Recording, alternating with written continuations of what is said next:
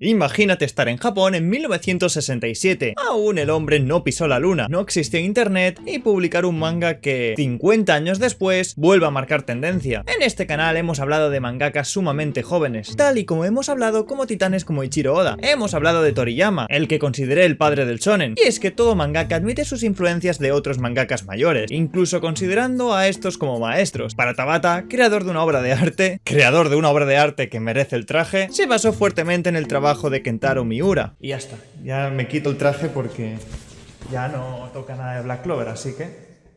El maestro directo de Ichiro Oda fue Nobuhiro Watsuki, creador de Rurouni Kenshin. ¿Y sabéis cuál mangaka inspiró fuertemente a Akira Toriyama? Osamu Tezuka, creador de, entre otros mangas, el que nos repercute en el vídeo de hoy. Dororo fue un manga que se creó en 1967, que nos cuenta la simple historia de un niño sin nombre que nació mal formado, sin órganos internos, sin extremidades y sin rasgos faciales debido a que su padre selló un pacto con 48 demonios para que su territorio sea próspero. Tanto que hablamos de las influencias constantes de todos los animes de la competencia, esta obra tiene el lujo de influenciarse poco o nada de la escasa competencia de la época, pues estamos hablando de una época prematura de la industria del manga, y su creador, Osamu Tezuka, se considera en Japón el dios del manga. En una época donde casi nadie quería ser mangaka, Osamu Tezuka selló las primeras bases, ofreciendo recursos narrativos y artísticos para futuros mangakas como Toriyama. Gracias a obras como Astro Boy, Buddha o Phoenix, que seguro que a algunos sonará, o el mismo Dororo, Osamu Tezuka estaba empezando a generar movimiento en el sector. Gracias a sus obras se expandió y difundió masivamente la lectura y el consumo del manga como medio de entretenimiento popular, dando como consecuencia que los mangas llegaran a tener una influencia profunda en la sociedad japonesa de la posguerra. Estamos hablando de un señor que nació el 3 de noviembre de 1928, con lo que vivió los horrores de la Segunda Guerra Mundial, cosa que marcaron su sensibilidad y desde el primer momento procuró transmitir con sus dibujos mensajes optimistas, humanitarios y ambientales. Este hombre no tenía las facilidades que te ofrecen la Shonen Jump, no habían editores ni gente que realmente supiera guiar a los mangakas, pues él estaba prácticamente solo ante el peligro. Se dice que Osamu Tezuka hizo aproximadamente 700 mangas, llevaba a cabo varios guiones de manera simultánea y en un corto lapso de tiempo, y lo curioso es que varios compañeros que se dedicaban a lo mismo, a hacer mangas, criticaban su trabajo y lo desprestigiaban.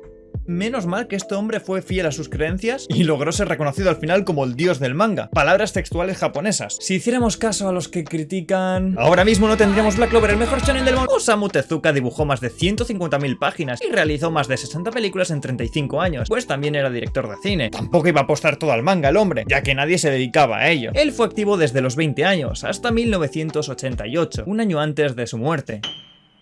Lamentablemente, Osamu Tezuka murió a los 60 años debido a un cáncer de estómago. Esto lo digo por tomar conciencia de esta situación, más allá de toda la curiosidad que existe tras un anime que ha vuelto en nuestras vidas en otra época totalmente distinta, existe una historia con partes no tan bonitas. Podría haber sido una gran alegría para Tezuka ver brillar Dororo en la actualidad. Sin embargo, ¿cuál fue la historia de Dororo como obra? El manga de Dororo se creó en 1967 y 2 años después se hizo una adaptación en anime, una adaptación evidentemente por la época en blanco y negro. Fue adaptado en 26 episodios de media hora cada uno, emitidos todos en la Fuji TV, la cadena japonesa de la época. Un manga shonen que se publicó en la revista de la época y su anime tuvo su impacto en la televisión pese a la época en la que se encontraban. La poca gente aficionada a este sector pudo disfrutar de una adaptación en condiciones. Desde luego no fue concretamente el primer anime que se animó. Sin ir más lejos, el que posee ese título teóricamente es Astro Boy, que se emitió 5 años antes. Sin embargo, el manga de Astro Boy se creó 15 años antes a Dororo, lo que estuvieron una década entera sin darle una adaptación. ¿Por qué? Por el impedimento tecnológico de la época. Astro Boy fue la primera serie anime que se animó en la historia, o así dice la gente. Hay que tener muy en cuenta que no fue como tal el primer anime creado, pero sí considerado como uno de los animes que hizo surgir la era de la animación japonesa tal y como conocemos en la actualidad. Astro Boy tiene muchas semejanzas con Dororo. Nadie le quita el título de primera serie animada, pero Astro Boy pasó por 3 adaptaciones a lo largo de las décadas. El caso de Dororo me gusta especialmente, básicamente por lo radical que fue. Imagínate estar en 2019 con Jujutsu Kaisen, Kimetsu no Yaiba y otras obras audiovisuales increíbles y ¡pum! De repente te viene una adaptación de Dororo, un anime de 1969. Básicamente, Mappa te planta Dororo. Obviamos el live action que tuvo Dororo en 2007. Este live action cierra y explica incógnitas de la obra original. Fue un éxito en Japón e incluso llegó a tocar levemente en Occidente. Poco más, no fue muy relevante. Dororo argumentalmente es una obra extremadamente simple. Con los recursos e influencias de la época, no notarás ningún escenario, personaje, ambiente que te recuerda a ningún anime actual, simplemente porque no existían. Ver la adaptación actual de Dororo, sea en el nuevo manga que se rehizo en 2008 por Satoshi Shiki, o el anime por el director de Kazuhiro Furuhashi, da igual quién, te hará viajar 50 años al pasado, y de alguna manera, con todas las facilidades de la actualidad para que no se te haga denso, disfrutar de una obra tal y como se planteaba en su momento. Diálogos, razonamientos y estilos de representación que te dejarán un poco descuadrado. Pensarás, ¿no quiere ser Hokage este hombre o qué? ¿Dónde está su power-up? No estoy desmeritando las obras actuales, evidentemente. De hecho, si tomas el Dororo de 1969 y lo planteas a la Shonen Jump te va a mandar a tu casa. Pero ahí está la gracia de las adaptaciones actuales de Dororo, que sustraen todo el argumento de la obra y te la formulan en los estándares actuales. Hablando de rechazos, y es que entre muchas comillas, el manga de Dororo de 1967 fue cancelado. Tuvo un final muy abierto y con mucha confusión para el público de la época. Como comentamos en la sinopsis, los demonios arrebataron 48 partes de Hyakimaru, el protagonista. No se llama Dororo el protagonista. Esa es una niña que la acompaña. ¡Wow!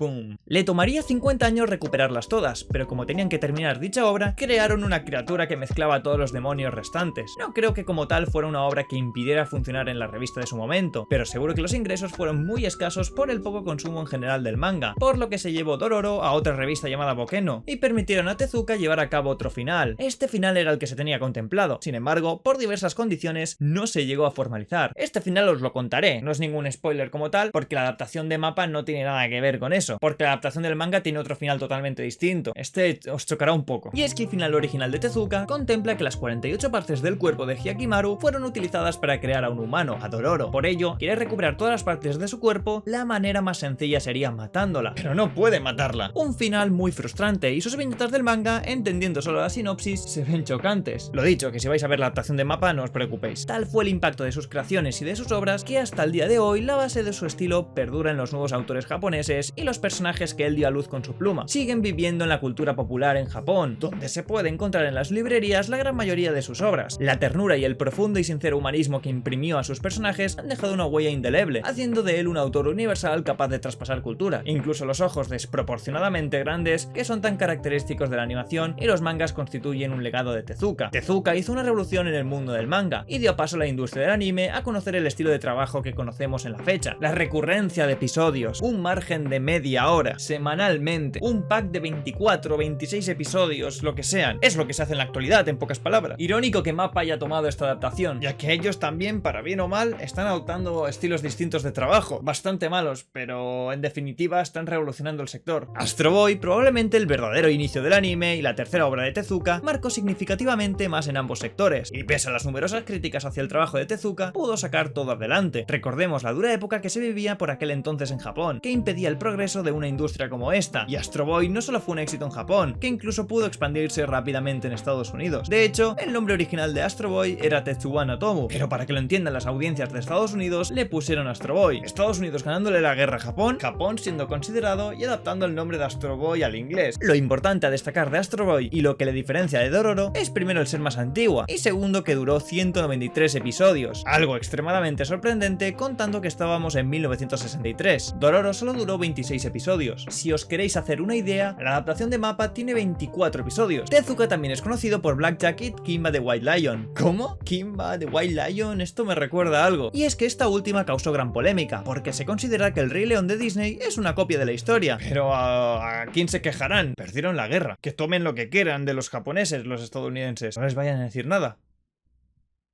Creo que este vídeo no es solo curioso, sino que ha parecido una pequeña clase de historia. La verdad, siendo una época sumamente controversial, creo que este vídeo puede visibilizar al dios del manga, Osamu Tezuka. No solo ha sido curioso que aparece una clase de historia, porque sí, hablamos de muchas cosas virales y del momento. No viene de más hacer mención y dedicar tiempo a lo que nos ha llevado a este punto del anime. Dororo es una gran obra, de las mejores de Tezuka, pero no de las que más destacan en su historial. Sin embargo, la adaptación tan lograda de Mappa, en colaboración de Tezuka Productions, el estudio que creó Tezuka en 1968, no pasemos este pequeño dato por alto, ha vuelto a hacer brillar este anime ofreciéndolo al público actual. Aparentemente parece un anime más que puede no llamar tanto la atención, pero esta historia debería animarnos a verlo sin lugar a dudas. Animaros a verlo. El anime, claro. Entre tantos shonen que parecen copiarse uno entre otros, seguro que más de uno agradeceréis esta pequeña recomendación a ciegas, porque con solo su curioso pasado y saber quién ha creado esta obra, os puede asegurar un entretenimiento casi garantizado. Dororo es un anime del que Mappa, por cosas del destino, ha querido adaptar en la actualidad. Esto es una de las pequeñas grandes anécdotas que nos va a dejar esta industria. industria y merece la pena su consumo. Además de que Tezuka Productions es un estudio que ha colaborado varias veces con Madhouse y MAPPA, así que en futuros vídeos volverá a aparecer su nombre y con muchas curiosidades. ¿Os ha gustado la historia? Espero que sí. Si queréis más vídeos de este tipo, dejad un buen like. Este vídeo tendría que llegar a 10.000 likes. Es muy difícil, pero si llega, mira, voy a hacer más vídeos de este tipo. Así que nada, soy Hoxanime, me he puesto el traje una vez, no os quejéis por favor, pero sin traje me despido. ¡Hola!